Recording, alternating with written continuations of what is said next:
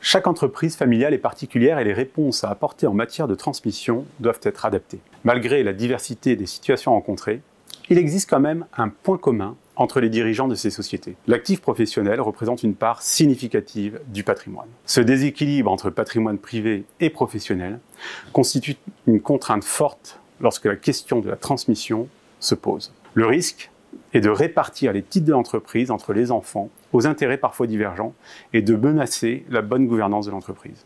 La technique du family buyout permet précisément d'éviter les difficultés d'une transmission entre plusieurs enfants tout en profitant d'une fiscalité favorable. Cette solution consiste à réaliser une donation-partage égalitaire sous le dispositif du TREI.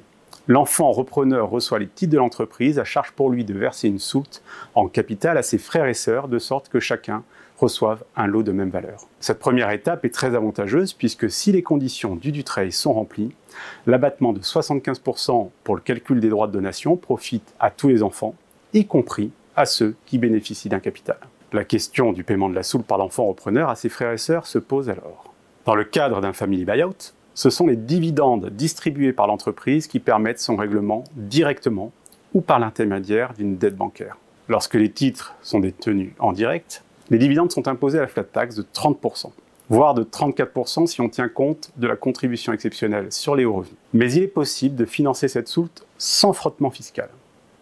Dans ce but, une deuxième étape consiste pour l'enfant repreneur à apporter le lot reçu, c'est-à-dire les titres et la soulte due, à une société holding soumise à l'impôt sur les sociétés. Sous certaines conditions, le régime DuTreuil autorise effectivement cette opération sans remettre en cause l'avantage fiscal de la donation. Ainsi, cette société holding détiendra non seulement la participation reçue, mais supportera également le règlement du capital aux frères et sœurs. Les dividendes reçus par la holding bénéficieront alors d'une fiscalité bien plus favorable que celle supportée en direct, puisqu'à partir du moment où elle détient plus de 5% du capital de l'entreprise, le régime mère-fille est applicable. Ici, les dividendes sont imposés à l'impôt sur les sociétés, mais sur une quote-part de frais et charges égale à 5% de leur valeur, correspondant à une imposition effective de 1,25%.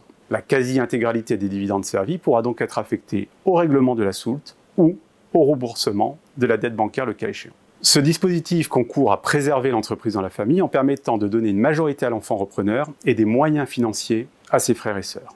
Attention cependant, il n'est possible qu'à la condition d'avoir une forte visibilité sur les résultats futurs de l'entreprise qui sont nécessaires au paiement de la soulte. Le bon équilibre entre sortie de liquidité et développement de l'entreprise doit alors être trouvé.